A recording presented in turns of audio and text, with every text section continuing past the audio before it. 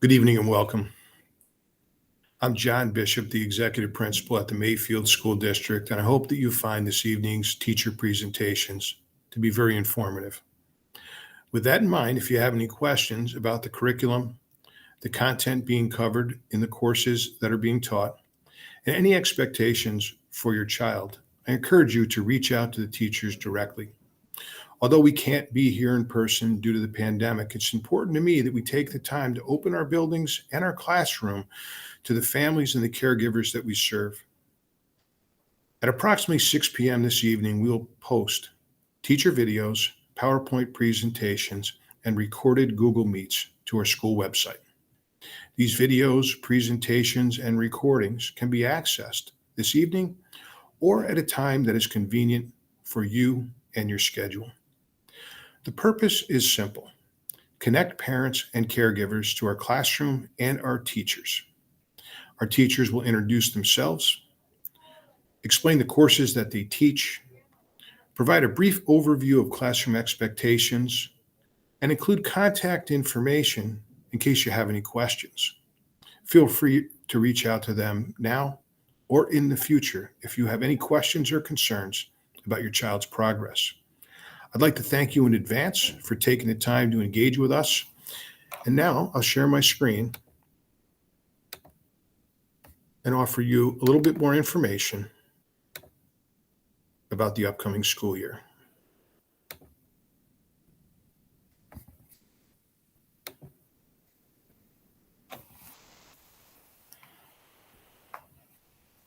I'm John Bishop, the executive principal here at the Mayfield School District, and I've been an educator for 28 years.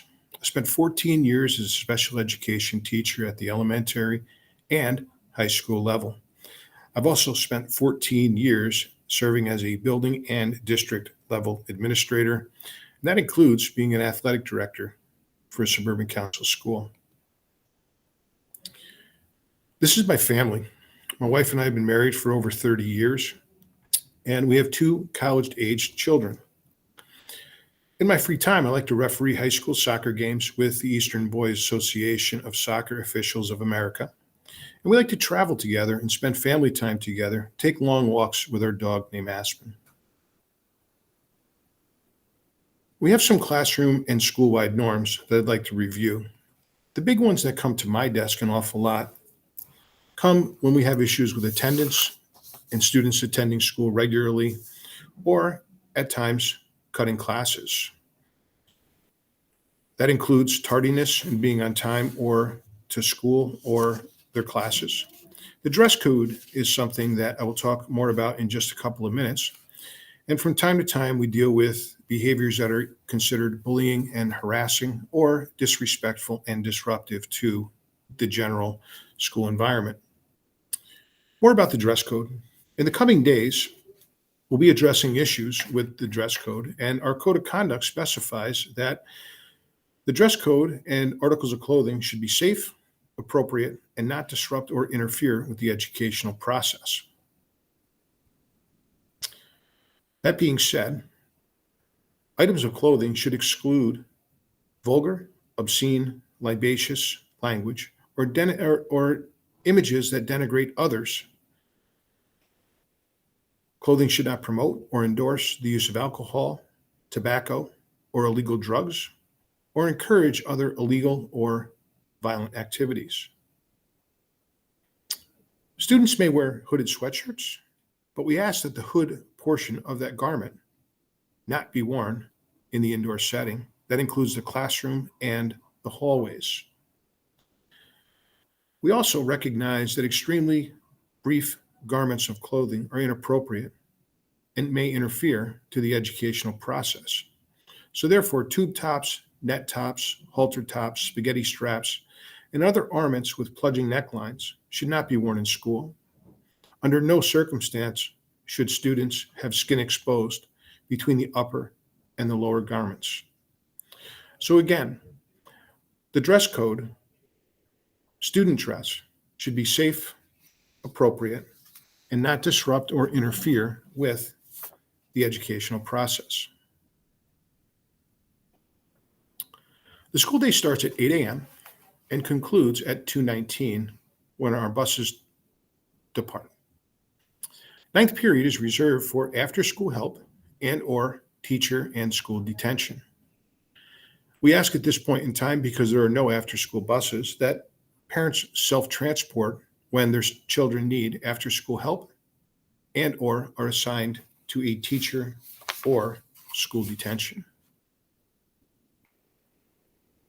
Good attendance leads to academic success. It also develops a strong connection to our school and improves skills in the classroom. There are times when students need to be absent from school due to sickness. We certainly understand that. Other approved absences include college visits, school field trips, or death in the family. From time to time, students are tardy to class or school. When it becomes more chronic, then we have to deal with issues in the code of conduct and have conversations with students to increase their diligence with being on time and attending school daily. We offer a robust schedule for teaching and learning here at Mayfield Schools, including ELA, math, science, social studies, and our elective courses and special area courses. Students are required to take 4 years of English. There's also some offerings for enriching student experience through honors level, supporting them with interventions in English lab, or college and high school courses that students may take for college credit. In math, students will take the pre-algebra and algebra track, geometry, applied math, algebra 2, or a college level pre-calculus or calculus offering. Our special areas and elective courses are included in business, technology, arts, music, or our fine arts program. Not listed are languages other than English, and students need 1 credit of an alternate language in order to qualify and meet their graduation requirements. Science offerings include earth science, biology, chemistry, forensics, and anatomy and physiology. And social studies includes 2 years of global history, United States history, government and economics, which are half-year offerings, and then our college offering of SUPA psychology. We're very proud of the offerings for our class, and we hope to add more electives in the coming years. Generally, our expectations have to do with what we know research-based leads to increased success for our students. Being on time and being prepared go without saying. We also ask students to own their own learning and adhere to the classroom norms, AKA follow the rules. We want you to be involved, so we offer a lot of clubs, activities, athletics, and other opportunities for students to be involved. We ask students to be problem solvers and handle things at the lowest level. If you have questions about assignment, go to your teacher. They're the first person that will be able to help you. Embrace a growth mindset and be better every single day. Avoid things like being disruptive or disrespectful, being absent from school or being late. Missing assignments and issues with the code of conduct tend to lead to not being as successful as you can in high school with your own experience. So, in short, I'd like to take a minute. I'll conclude with the remarks that I offered our students in our class assemblies. There are 3 things that I ask for and that I believe very strongly about in running our school district. They fall under the category of respect, responsibility, and citizenship. I ask all of our students to respect themselves and others. I ask them to take responsibility for themselves and never settle for less than their very best. That's both in and out of the classroom. And I also ask them to be a good citizen. And that means being a good citizen to yourself and to others, treating others respectfully with their actions and their words. I call them the big three: respect, responsibility, and citizenship. I announce it every day on the announcements, and I ask their students to help us to make sure our school is a school environment where we respect each other, we're responsible for ourselves and our own learning, and we're good citizens of our school district.